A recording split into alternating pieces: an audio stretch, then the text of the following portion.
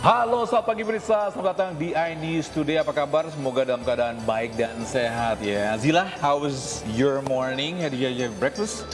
Good.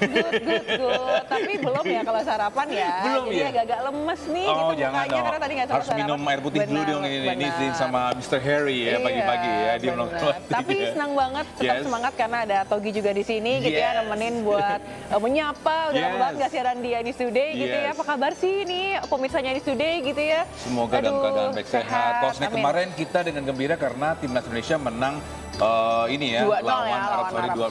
So the Keren euphoria menurut banget aku tuh ya. masih Yes, ada yes, ya. Yes, benar-benar. Sampai Nonton sekarang kemarin? nonton dong, keren banget. Tapi kita harus akuin bahwa timnas kita emang Yes. keren banget gitu. Benar, Semoga nih ya kita Yes. berharap gitu ya, nggak hanya mengalahkan Arab Saudi, the next pertandingannya bisa menang lagi supaya kita bisa lolos Piala Dunia gitu ya.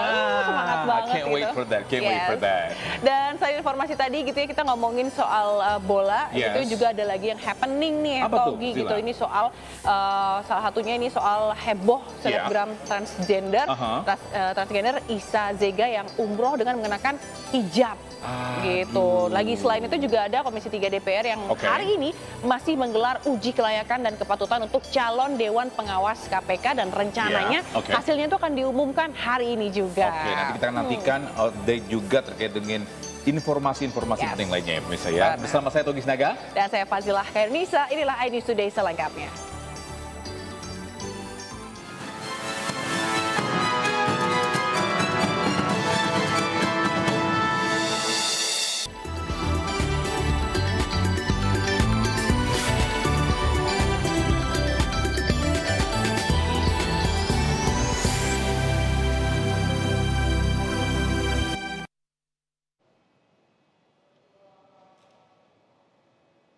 Ya, terima kasih masih bersama kami di iNews Today, pemirsa. Selebgram Lina Lutfiawati atau yang lebih kenal dengan nama Lina Moherje akhirnya menghirup udara bebas usai dipenjara karena penistaan agama saat menyantap daging babi. Ya. Nah, ya ini bebas bersyarat setelah menjalani hukuman selama 1 tahun 6 bulan di Lapas Kelas 2 Palembang.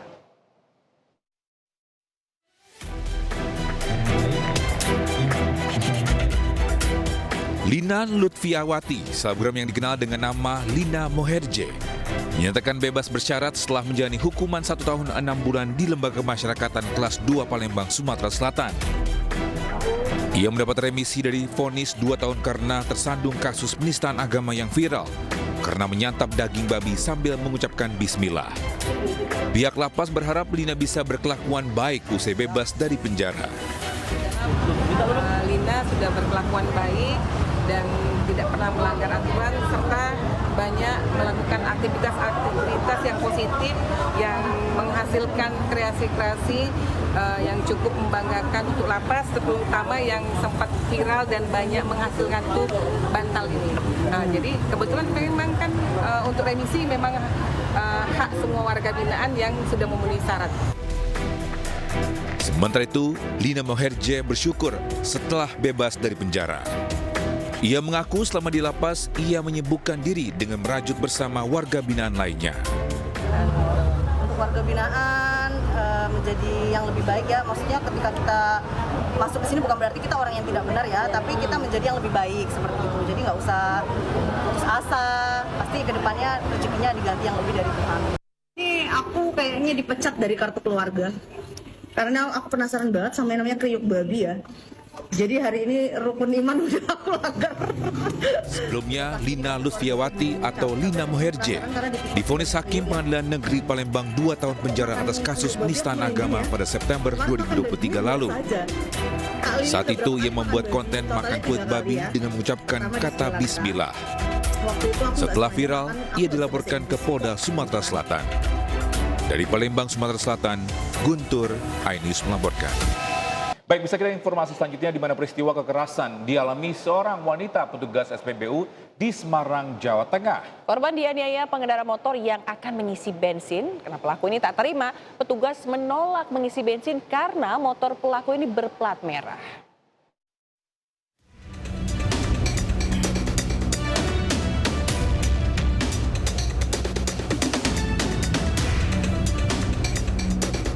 Aksi penganiayaan yang terjadi di SPBU Jalan Sultan Agung Semarang, Jawa Tengah sempat terekam CCTV. Kejadian bermula ketika seorang pengguna sepeda motor berplat merah hendak mengisi BBM bersubsidi Pertalite. Namun petugas SPBU menolak melayani pengisian karena konsumen menggunakan sepeda motor berplat merah. Tidak terima ditolak, pelaku marah-marah dan sempat menendang dispenser SPBU hingga melakukan kekerasan fisik ke petugas. Pelaku juga mendorong kepala petugas SPBU yang berusaha melerai pertikaian. Usai melakukan aksinya, pengendara motor tersebut kemudian melarikan diri. Diduga pelaku merupakan oknum ASN. Itu ada bapak-bapak beli bensin Pertalite, pakai plat merah. Itu kan tak bilangin, Pak, kalau plat merah nggak boleh. Bilangnya pertama, terus bilangnya boleh, ngeyel boleh. Akhirnya aku bilang, tak panggilin pengawasku dulu. Aku pengawas tuh, terus kasirnya yang datang. Nah sama kasir juga dia kayaknya entah dorong apa gimana. Tuh lah, terus kan nggak boleh mau minta uang ke aku.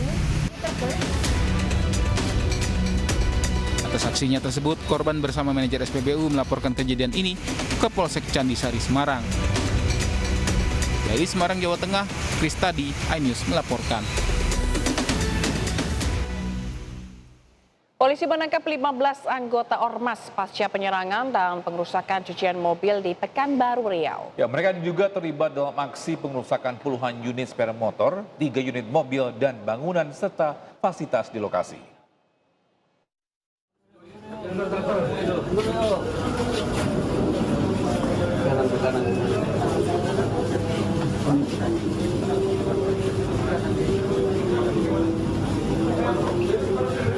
15 orang anggota Ormas ditangkap oleh tim gabungan di Treskrimum Polda Riau bersama Polresta Pekanbaru di lokasi yang berbeda. Ke-15 orang yang ditangkap ini ditetapkan sebagai tersangka karena terlibat melakukan aksi penyerangan dan pengrusakan tempat cuci mobil.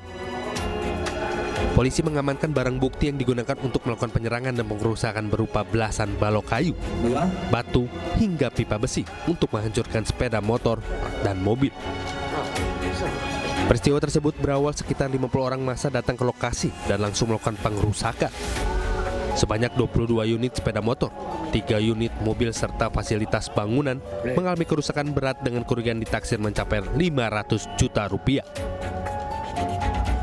Kesimpangan antara kedua belah pihak perorangan kemudian membawa ormas, kemudian terjadi bentrokan. Pasal yang disangkakan adalah pasal 70 KUHP pidana atau pasal 160 KUHP pidana dengan ancaman hukuman 7 tahun penjara. Hingga saat ini, pihak kepolisian masih mengejar terhadap para pelaku lainnya, termasuk ketua Ormas yang diduga sebagai otak pelaku penyerangan. Sementara para pelaku yang sudah ditangkap diancam hukuman 7 tahun penjara. Dari Pekanbaru Riau, Indra Yusrizal, iNews melaporkan. Pemirsa, aksi transgender Isa Zega yang memakai hijab saat umroh di Tanah Suci mendapat kecaman dari berbagai pihak. Jangan kemana-mana, iNews Today akan segera kembali dengan informasi selengkapnya.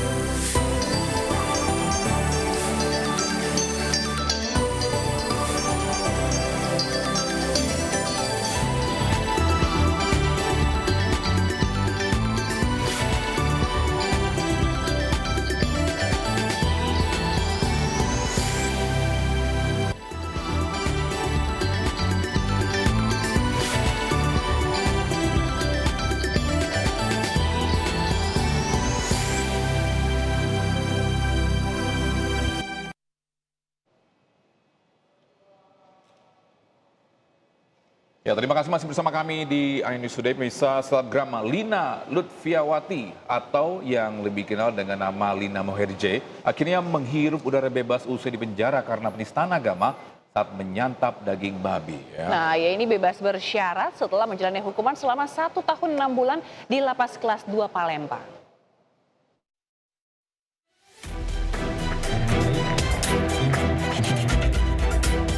Lina Lutfiawati, selebgram yang dikenal dengan nama Lina Moherje, dinyatakan bebas bersyarat setelah menjalani hukuman 1 tahun 6 bulan di Lembaga Masyarakatan kelas 2 Palembang, Sumatera Selatan. Ia mendapat remisi dari vonis 2 tahun karena tersandung kasus penistaan agama yang viral karena menyantap daging babi sambil mengucapkan bismillah. Pihak lapas berharap Lina bisa berkelakuan baik usai bebas dari penjara. Lina sudah berkelakuan baik dan tidak pernah melanggar aturan serta banyak melakukan aktivitas yang positif yang menghasilkan kreasi-kreasi yang cukup membanggakan untuk lapas, terutama yang sempat viral dan banyak menghasilkan itu bantal ini. Jadi kebetulan memang kan untuk remisi memang hak semua warga binaan yang sudah memenuhi syarat. Sementara itu, Lina Moherje bersyukur setelah bebas dari penjara. Ia mengaku selama di lapas, ia menyibukkan diri dengan merajut bersama warga binaan lainnya. Untuk warga binaan menjadi yang lebih baik ya, maksudnya ketika kita masuk ke sini bukan berarti kita orang yang tidak benar ya, tapi kita menjadi yang lebih baik seperti itu. Jadi nggak usah putus asa, pasti kedepannya rezekinya diganti yang lebih dari Tuhan. Ini aku kayaknya dipecat dari kartu keluarga. Karena aku penasaran banget sama yang namanya kriuk babi ya. Jadi hari ini rukun iman udah aku langgar. Sebelumnya, Lina Lutfiawati atau Lina Moherje divonis Hakim Pengadilan Negeri Palembang 2 tahun penjara atas kasus penistaan agama pada September 2023 lalu. Saat itu, ia membuat konten makan kulit babi dengan mengucapkan kata bismillah. Setelah viral, ia dilaporkan ke Polda Sumatera Selatan. Dari Palembang, Sumatera Selatan, Guntur, iNews melaporkan. Ya pemirsa, aksi seorang transgender Isa Zega yang memakai hijab saat menjalankan ibadah umroh di Tanah Suci Mekah mendapat kecaman dari berbagai pihak. Ya, puluhan orang yang tergabung dalam Himpunan Aktivis Pemuda Indonesia ini menggelar aksi unjuk rasa di depan kantor Majelis Ulama Indonesia untuk segera ditindak tegas.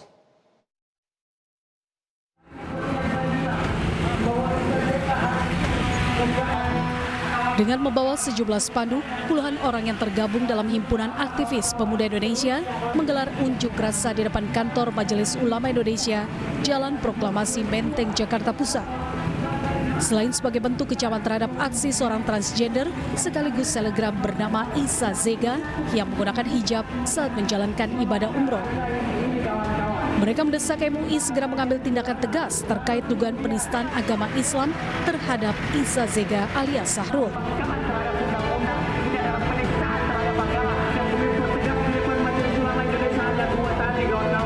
Bahwa Isa Zega ini kan nama aslinya Sahrul. Dia ini seorang laki-laki yang melakukan transgender, kemudian menggunakan hijab, memposting aktivitasnya pada saat umroh, gitu loh. Makanya kami ingin MUI dia sigap lah, dia tegas untuk menyoroti problem masalah ini yang sempat viral. Mungkin dia bisa menjodorkan atau membuat regulasi bersama dengan kemitraan dalam hal ini Kementerian Agama dan lain sebagainya, ya kan, untuk yang namanya tidak kecolongan lagi gitu. Kalau dikategorikan ini penistaan agama, ya penistaan agama. Karena seorang laki-laki menggunakan hijab kemudian pergi pada umroh gitu. Sebelumnya anggota DPR RI fraksi PDIP, Mufti Anam, melalui laman sosial medianya menyoroti aksi seorang transgender Isa Zega yang membuat geger media sosial lantaran melakukan ibadah umroh dengan menggunakan hijab syar'i. Mufti menilai aksi Isa Zega tersebut merupakan bagian dari penistaan agama yang sudah diatur dalam KUHP nomor 156A dengan ancaman 5 tahun penjara. Dari Jakarta, Radiston Sanjaya, iNews melaporkan. Dan bisa untuk membahas hal ini sudah bergabung bersama kami Asrorun Niyam Soleh, Ketua Majelis Ulama Indonesia MUI bidang fatwa. Assalamualaikum warahmatullahi wabarakatuh. Selamat pagi Pak Asrorun. Waalaikumsalam warahmatullahi wabarakatuh. Selamat pagi. Gimana kabar Mas Togi, Mbak Zila? Sehat-sehat semuanya? Sehat, Alhamdulillah. Alhamdulillah. Pak, ini terkait transgender yang umroh gitu ya dengan mengenakan hijab. Gimana nih Pak tanggapannya? Ya, terima kasih ya. Ada beberapa ketentuan keagamaan yang perlu difahami dan juga dijadikan pedoman ya di dalam aktivitas beragama, kemudian bermasyarakat dan juga berbangsa dan bernegara.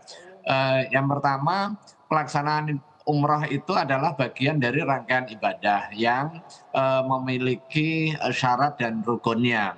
Ketentuan antara laki-laki dan juga perempuan ini berbeda mengenai apa yang diwajibkan, apa yang dilarang gitu ya, sehingga harus difahami secara utuh sebelum melaksanakan ibadah haji ataupun ibadah umroh.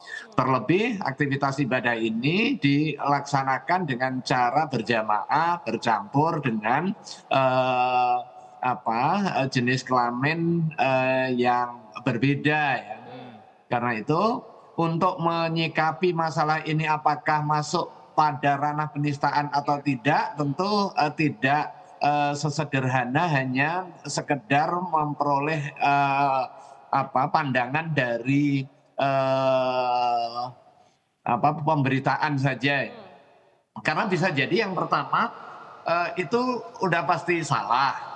Tetapi apakah kesalahan dalam konteks praktek keagamaan itu sampai kepada penistaan atau tidak, itu harus dilihat secara utuh mengenai bagaimana tasawur masalah yang terjadi, kemudian backgroundnya, motivasinya, dan mengapa itu bisa terlaksana. Tetapi yang paling penting yang perlu dipahami,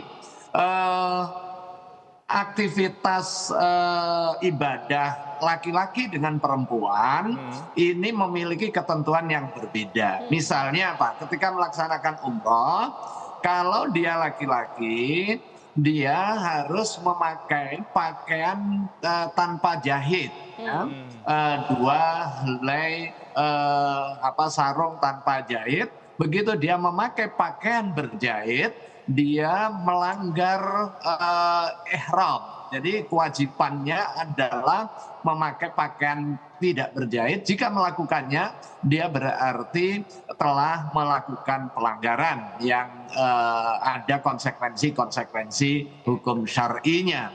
Berbeda halnya kalau yang umroh perempuan, dia tidak terkena larangan memakai pakaian berjahit. Nah, ini hal-hal yang bersifat prinsip ya di dalam penyelenggaraan kegiatan ibadah, khususnya ibadah umroh.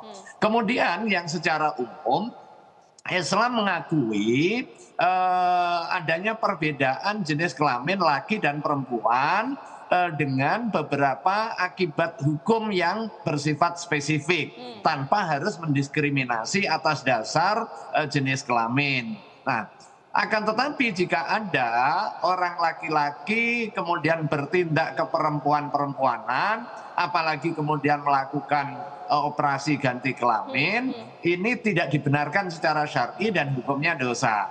Kalau toh itu sudah terjadi, hukum yang berlaku adalah hukum asal. Kalau dia asalnya laki-laki, ya tetap kewajiban-kewajibannya sebagai kewajiban laki-laki. Pelaksanaan sholatnya gabung dengan laki-laki, kemudian aurat yang harus ditutupi juga ketentuan aurat laki-laki. Demikian juga sebaliknya, kalau ada perempuan bertindak ke laki-lakian, kemudian bergabung dengan yang laki, ini juga tidak mengubah status dia sebagai perempuan.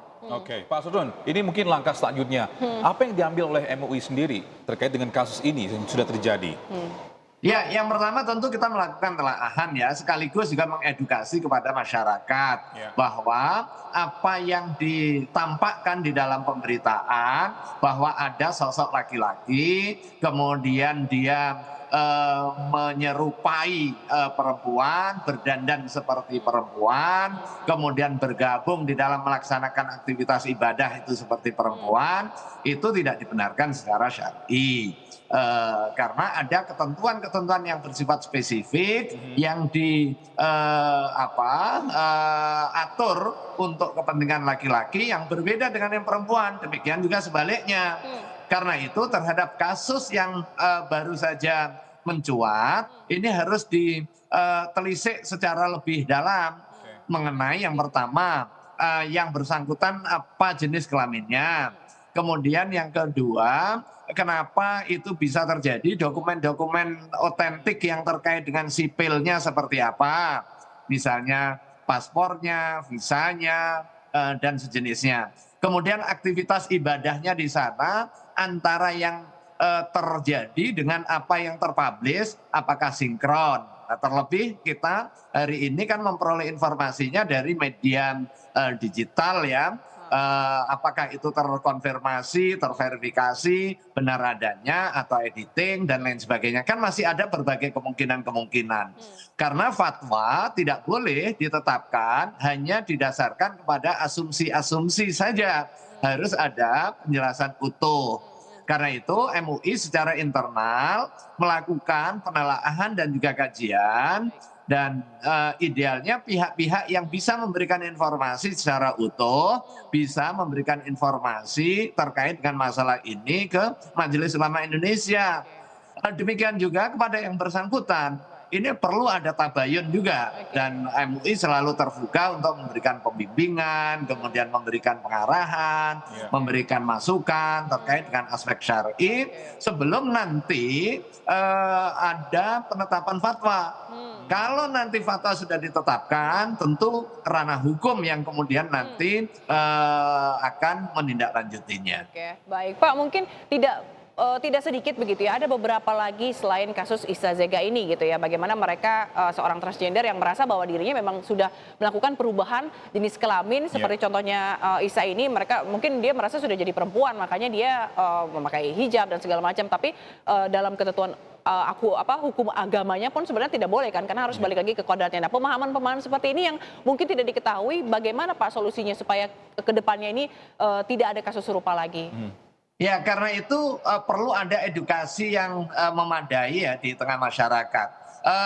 Islam juga tidak memungkiri adanya fakta seseorang yang punya jenis kelamin laki-laki misalnya, tetapi memiliki kecenderungan secara emosi, secara naluri misalnya ke perempuan-perempuanan. Tetapi Islam memberikan jalan keluar, bukan kemudian menurutin kecenderungan ke perempuan-perempuanannya, tetapi memberikan terapi dan juga penguatan sesuai dengan jenis kelamin yang dimiliki, karena itu bagian dari kodrat Allah Subhanahu wa Ta'ala. Nah, ketika ada fakta yang lain, misalnya ada orang terlahir memiliki dua alat kelamin misalnya ya, alat kelamin laki-laki, alat kelamin perempuan. Nah, hal yang seperti ini juga diatur secara fikih, ini tidak dinegasikan. Ada fakta beberapa orang tercipta dalam posisi mengalami kelainan, disable seperti ini. Maka langkahnya adalah mengidentifikasi. Siapa yang mengidentifikasi? Tentu ahli ya, ahli di bidang medis dan juga kedokteran. Mana yang lebih kuat? Baik suasana fisiknya maupun psikisnya. Kalau fisiknya kelihatan yang paling kuat adalah laki-lakinya, maka bisa disempurnakan melalui operasi medis, dimungkinkan. Itu namanya bukan penggantian alat kelamin, tetapi penyempurnaan alat kelamin, sebagaimana orang berobat kemudian operasi. Misalnya ada orang bibir sumbing kemudian dioperasi, disempurnakan untuk mengoptimalkan manfaat dan juga fungsi. Kalau itu jenis yang kedua yang terjadi, maka jenis kelamin yang berlaku adalah pasca penyempurnaan itu.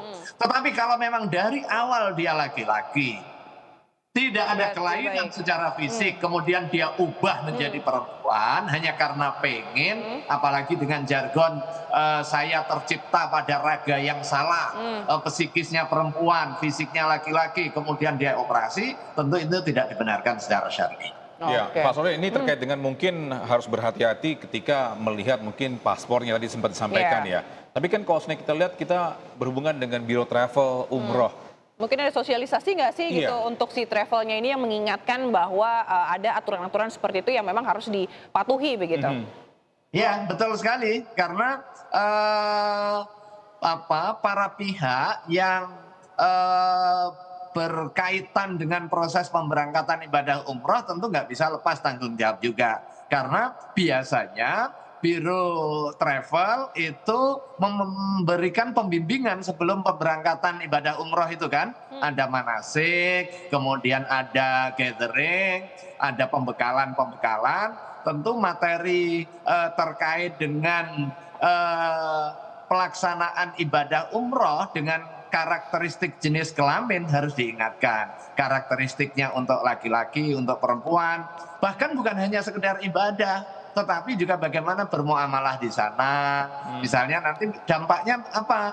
Pada saat dia di hotel, nginep bersama, tentu ini akan sangat terkait dengan aspek syar'i berikutnya ya. Nah, tetapi ada yang perlu juga difahami, tidak semua orang berangkat umroh hari ini harus lewat travel sekarang, bisa berangkat sendiri soalnya ya. Jadi butuh pemahaman gitu ya Pak ya mengenai aturan yang boleh dan tidak boleh. Semoga kasus ini juga semakin cerah gitu ya Pak Saron, karena ini juga menimbulkan kegaduhan gitu ya Togi di masyarakat gitu. Semoga tidak ada lagi hal-hal seperti ini, bagaimana umat Islam khususnya yang menjalankan ini mengetahui bagaimana aturan-aturan dasar untuk menjalankan ibadah umroh. Baik. Terima kasih Pak Nurdin atas waktunya, insight-nya juga. Salam sehat Bapak.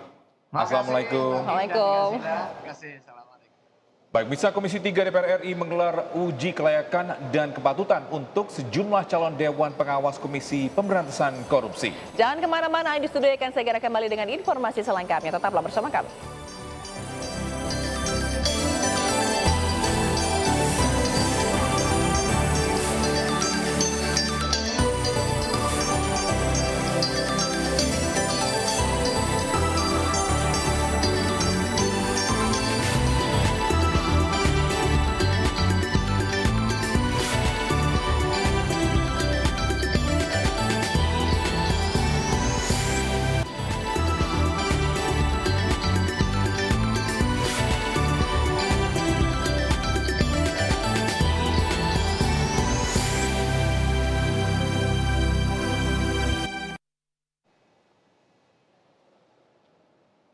Kembali lagi di iNews Today langsung dari iNews Center Jakarta ya Togi ya. Nah ini pemirsa, kantor BKSDM Kabupaten Mapi, Papua Selatan dibakar massa. Ya, aksi pembakaran ini buntut kekecewaan hasil seleksi CPNS yang dinilai tidak transparan dan tidak berpihak ke orang asli Papua.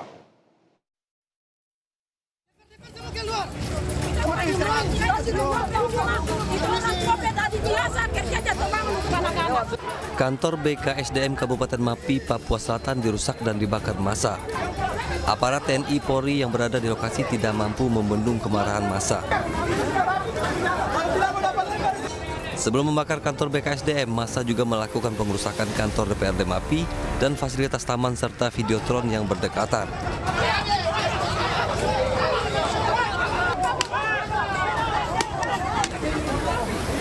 Aksi anarkis dipicu kekecewaan massa pelamar CPNS atas hasil seleksi CPNS yang dinilai tidak transparan dan tidak berpihak pada putra-putri asli Kabupaten Mapi.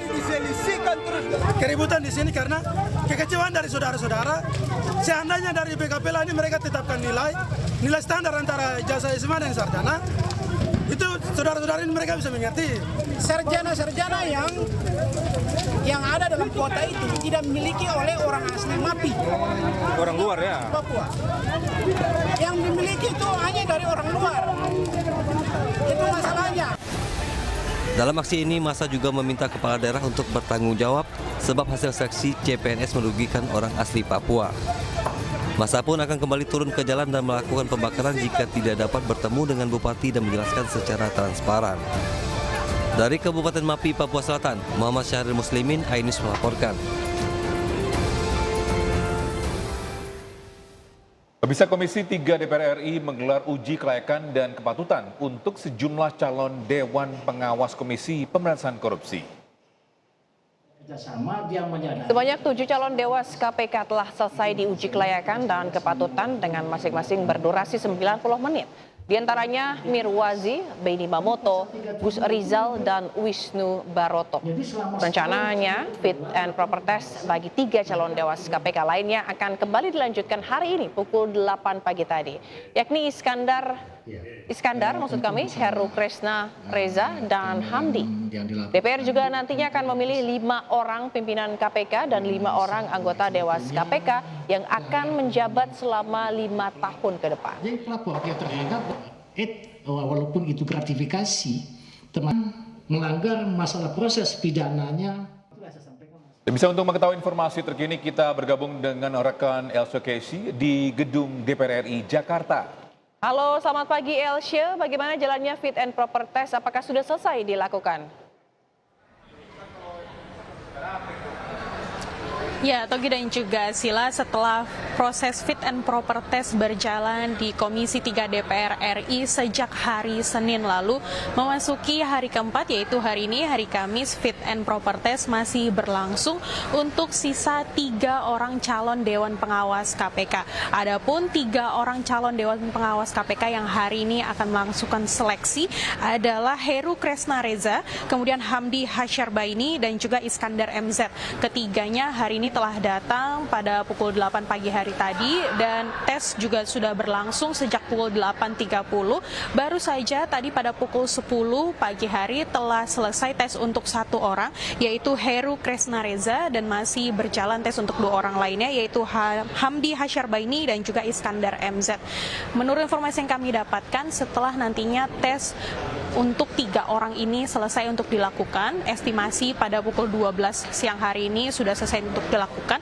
Nantinya akan ada break makan siang dan juga isoma. Kemudian tim dari Komisi 3 akan melanjutkan dengan rapat pleno untuk memilih dan juga menentukan siapa saja calon pimpinan KPK dan juga calon Dewan Pengawas KPK yang terpilih, yaitu sejumlah masing-masing 5 orang.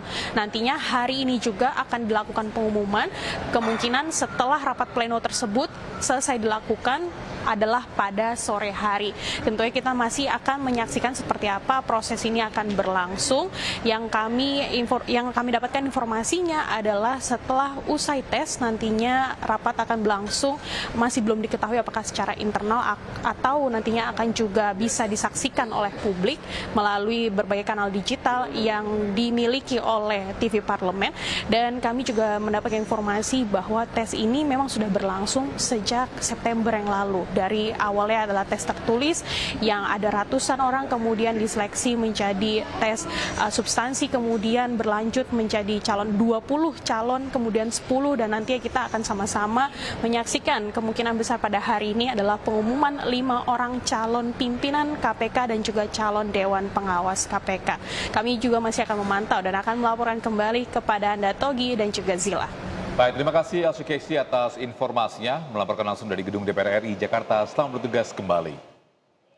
Dan pemirsa, sengketa pemilihan kepala daerah Kutai Kartanegara kembali menuai sorotan. Tim hukum dari pasangan calon Bupati dan Wakil Bupati Kertanegara, Dendi Suryadi Alif Turyadi, mendatangi Komisi Pemilihan Umum di kawasan Menteng, Jakarta. Mereka menyerahkan berkas dugaan pelanggaran pelaksanaan Pilkada Kabupaten Kutai Kertanegara terkait pencalonan Edi Damansyah yang dinilai tidak sah. Karena Edi Damansyah ini dinilai telah menjabat selama 2 periode berturut-turut sebagai Bupati Kutai Kertanegara di periode sebelumnya. KPU dan Bawaslu dianggap bisa membatalkan pencalonan Edi sehubungan telah ada kepastian hukum mengenai cara perhitungan masa jabatan kepala daerah sebagaimana yang diputuskan oleh Mahkamah Konstitusi.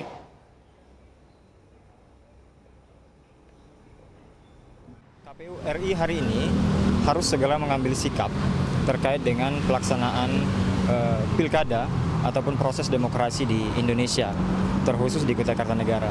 Karena banyak polemik hari ini terkait putusan MK yang kemudian dituangkan dalam PKPU yang masih mengambang dalam menurut kami, khususnya terkait dengan persoalan pelantikan yang banyak disalah-tafsirkan. Kita informasi lainnya, bisa Presiden kelima Republik Indonesia yang juga Ketua Umum PDI Perjuangan Megawati Soekarnoputri menyampaikan seruan agar aparat negara seperti TNI, Polri, dan ASN untuk netral di Pilkada Serentak 2024. Dan lewat video yang diputar saat konferensi pers di kantor DPP PDI Jakarta, Megawati juga mengingatkan adanya sanksi pidana jika melanggar.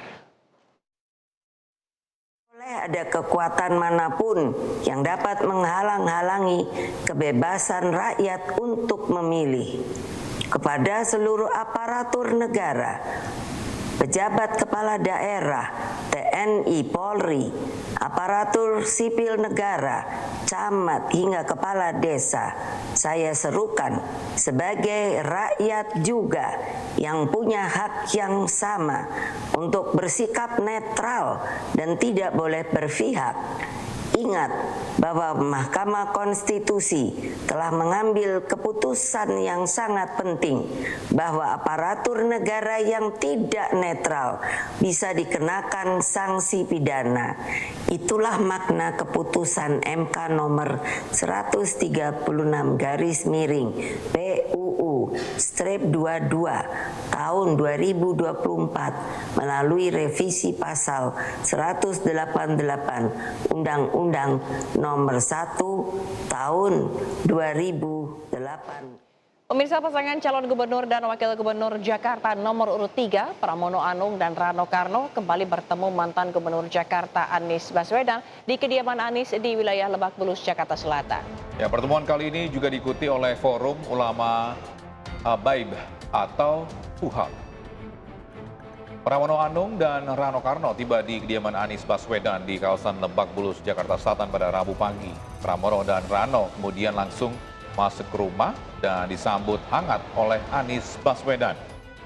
Pramono Rano berterima kasih telah mendapat kesempatan bersilaturahmi dengan para ulama. Sementara itu Anies menjelaskan tujuan pertemuan tersebut untuk berjuang bagi warga Jakarta. Terlihat Pramono, Rano, Anies serta para ulama yang hadir berpose 3 jari yang identik dengan nomor urut pasangan Pramono Rano dalam Pilgub Jakarta.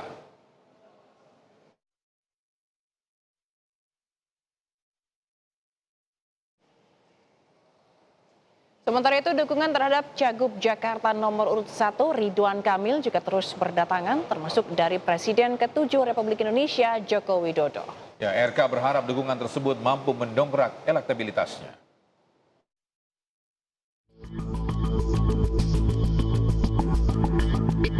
Presiden ke-7 RI Joko Widodo bertemu dengan calon gubernur Jakarta nomor urut 1 Ridwan Kamil.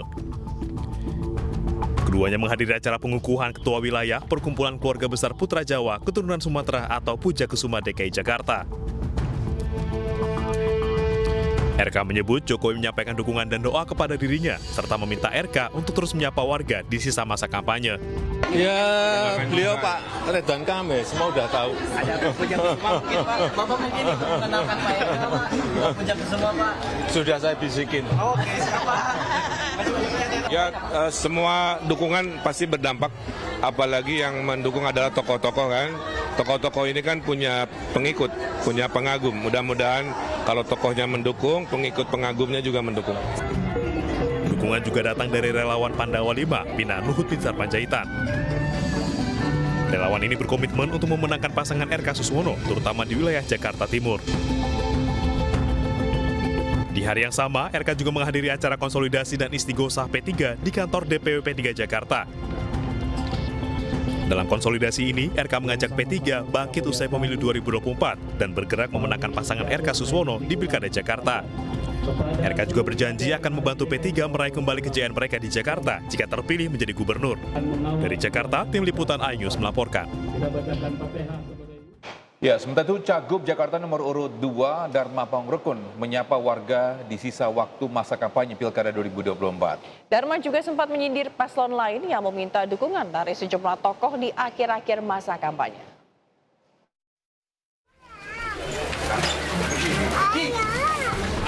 Calon gubernur nomor urut 2, Dharma Pangrekun, terus mencari dukungan di sisa waktu masa kampanye Pilkada Jakarta. Dharma menyambangi satu persatu warga di Kelurahan Cipinang Muara, Jatinegara, Jakarta Timur, Rabu siang. Dharma menyampaikan visi dan misinya langsung ke warga dengan harapan warga Jakarta bisa menentukan pilihan tanpa rasa takut dan iming-iming dari sejumlah pihak. Dharma juga menyebut bahwa dirinya merupakan calon independen yang tak butuh dukungan dari penguasa. Ya, kami di sisa waktu 7 hari ini memanfaatkan komunikasi secara batin dengan warga dan meminta kepada warga untuk jangan sia-siakan kesempatan 7 hari ini, karena kalau salah dalam menentukan keputusan, maka menyesal kemudian tidak ada gunanya.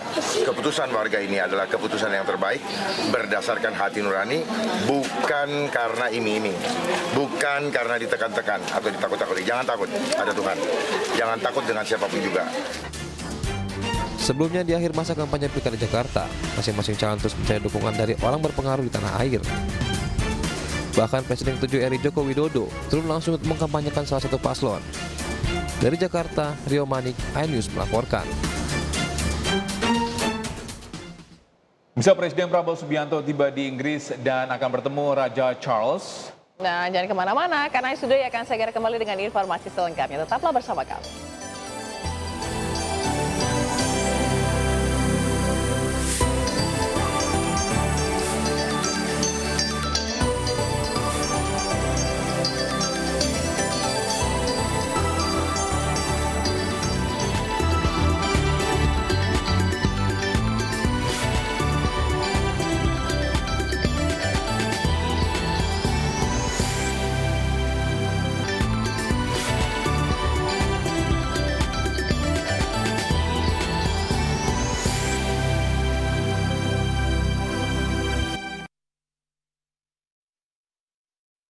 Ya, terima kasih masih bersama kami di iNews Today. Pemirsa, usai dari Brazil, pemirsa, ini Presiden Prabowo Subianto akhirnya tiba di Inggris. Ya. Nah, betul Togi. Kedatangan Presiden Prabowo ini untuk penuhi undangan Raja Charles III.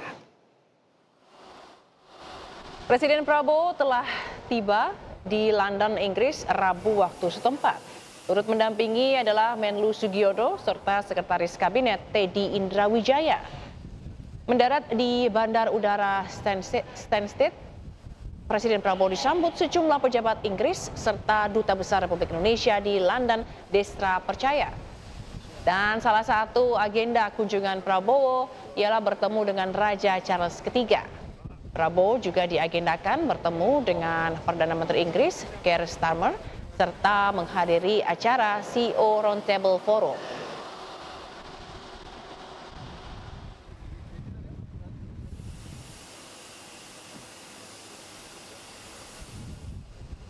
Ya, sebelumnya sejumlah pejabat di Brasil, diantaranya Duta Besar RI untuk Brasil, Edi Yusuf, melepas keberangkatan Presiden Prabowo dari Bandara Area de Galeão, Rio de Janeiro. Selain itu ada Atase Pertahanan KBRI Brasilia, Kolonel Infanteri Rizal Aswam Amanda.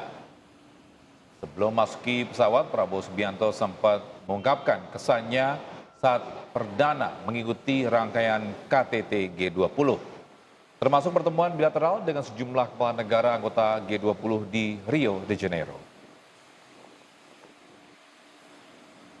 Kita banyak kerjasama sama Prancis, banyak kemajuan, ya. Pak, soal final statement aja Pak terkait dengan G20 ini, bagaimana Bapak ini kan debut perdana Bapak ya Pak ya? Iya, bagus, ya, bagus. Terima kasih. Ya, sementara itu Wakil Presiden Gibran Rakabuming Raka bersama pejabat Gubernur Jakarta meninjau banjir rob di Muara Angke, Jakarta Utara. Gibran pun berkeliling di lokasi dan berbincang dengan warga. Wakil Presiden Gibran Rakabuming Raka berkunjung ke lokasi banjir rob Muara Angke untuk melihat langsung dampak banjir rob di kawasan Penjaringan. Di beberapa lokasi genangan banjir rob juga telah mulai surut. Meski demikian, Gibran juga menyempatkan berbincang dengan warga ini untuk mengetahui persoalan yang sebenarnya. Banjirop telah 4 hari menggenangi kawasan ini akibat belum dibangunnya tanggul pantai sepanjang 4 km di Muara Angke. Alhamdulillah masuk Pak, tusuk besi kemarin.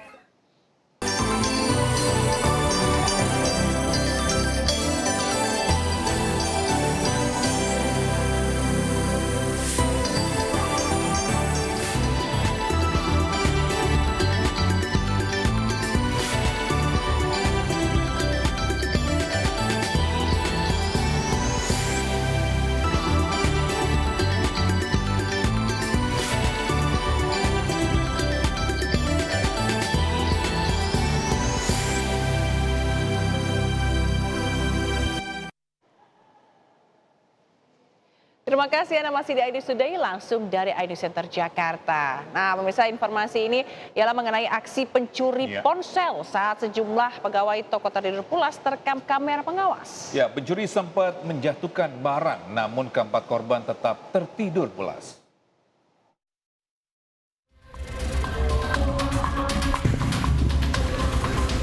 CCTV ini merekam aksi seorang pencuri ponsel yang dengan santai masuk ke dalam sebuah toko.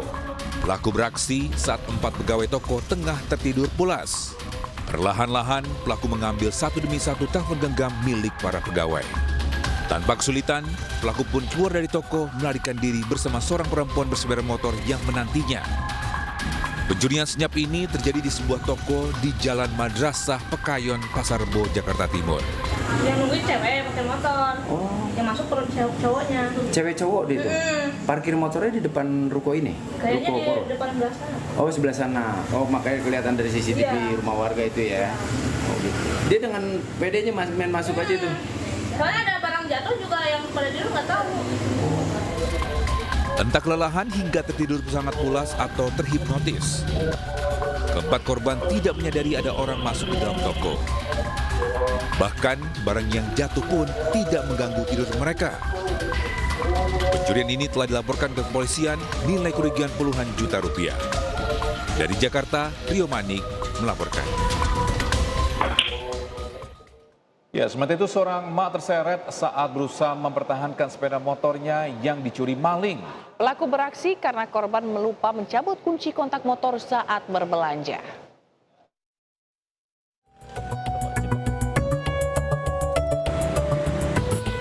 Aksi pelaku curanmor terekam jelas kamera pengawas. Sambil mengawasi situasi sekitar, pelaku langsung mendekati sepeda motor incaran. Hanya beberapa detik, pelaku berhasil menyalakan sepeda motor. Namun saat hendak kabur, pemilik motor memergoki dan langsung mengejarnya. Pemilik terseret sepeda motor dan luka-luka. Pencurian sepeda motor ini menimpa seorang ibu yang sedang berbelanja di toko grosir Jalan Menteng Raya, Medan, Sumatera Utara. Ternyata kunci sepeda motor masih tergantung, pemilik lupa melepasnya. Nah itu lupa cari kunci dari motornya. Pergi sini, naik lah sama aku.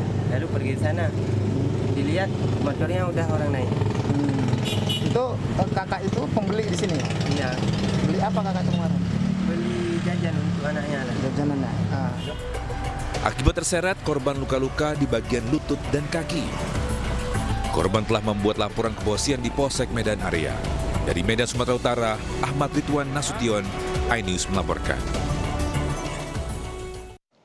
Sementara itu tengah asik bermain judi, 2 emak-emak dan 2 pria di Pandeglang, Banten diringkus polisi. 2 pelaku diketahui ini tengah bermain judi konvensional jenis kartu remi. Remi apa ibu? Sabta atau apa? Oh, kiu-kiu. Oh, udah lama. 2 pria dan 2 emak-emak tertangkap tangan oleh tim Resmob Satreskrim Polres Pandeglang, Banten saat sedang asik bermain judi konvensional di Kecamatan Panimbang, Kabupaten Pandeglang, Banten. Keempat pelaku berinisial JM, US, NN, dan RM langsung digiring polisi ke Mapolres Pandeglang. Saat ditangkap, para pelaku mengaku bermain judi hanya iseng menghabiskan waktu luang. Mengamankan 4 orang, diantaranya 2 laki-laki, 2 perempuan yang sedang melakukan perjudian jenis judi konvensional kartu remi di Desa Panimbang Jaya, Kecamatan Panimbang, Kabupaten Pandeglang. Dari keterangan para tersangka, setelah kita lakukan pemeriksaan, para tersangka mengakui bahwa mereka sering melakukan perjudian ini hanya untuk mengisi waktu luang. Dari tangan pelaku, polisi mengamankan 1 set kartu remi dan uang sebanyak Rp385.000. Masyarakat diimbau untuk tidak melakukan perjudian jenis apapun. Atas perbuatannya, keempat pelaku dijerat pasal 303 KUHP tentang perjudian dengan ancaman hukuman 10 tahun penjara.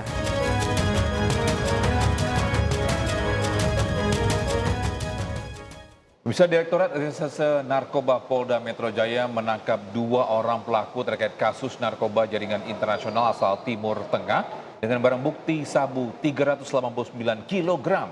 Para pelaku ini ditangkap tak jauh dari Kampung Ambon, Jakarta Barat saat hendak membawa ratusan kilogram sabu tersebut ke kawasan Sukabumi, Jawa Barat.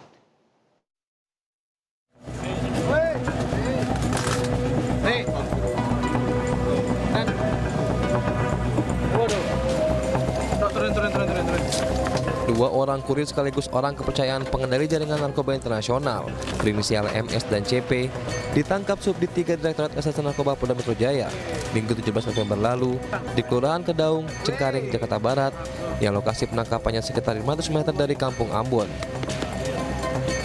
Dari hasil pemeriksaan serta penyelidikan petugas, 389 kg narkotika jenis sabu ini berasal dari Timur Tengah, tepatnya Afghanistan, yang dikirim melalui jalur laut menuju Aceh dan dibawa ke Jakarta melalui jalur darat dengan menggunakan kendaraan box. Kita duga kuat narkotika jenis sabu ini dibawa lewat jalur laut, ya, dan kita yakini ini langsung dibawa dari Afghanistan, ya, berdasarkan beberapa tulisan-tulisan dan cap stempel yang ada di dalam kotak atau tupperware yang berisikan sabu. Dalam rilisnya pada Rabu sore, Kapolda Metro Jaya Irjen Pol Karyoto berkomitmen melakukan pembersihan terhadap Kampung Ambon yang dicap sebagai kampung narkoba guna memutus pasokan narkotika ke Kampung Ambon. Pada kesempatan ini masih ada jaringannya belum tuntas, masih ada pengendali yang masih belum tertangkap. Ya, kita jadikan DPO. Inisial tidak saya sebutkan. Selain itu, petugas juga membentuk tim khusus untuk mengejar dan menangkap pengendali sindikat narkotika jaringan Timur Tengah. Selain menerapkan pasal tentang narkotika, Polda Metro Jaya juga menerapkan pasal tentang tindak pidana pencucian uang guna memiskinkan para bandar narkoba dan hasilnya dikembalikan kepada negara. Dari Jakarta, Rizky Falufi, iNews melaporkan.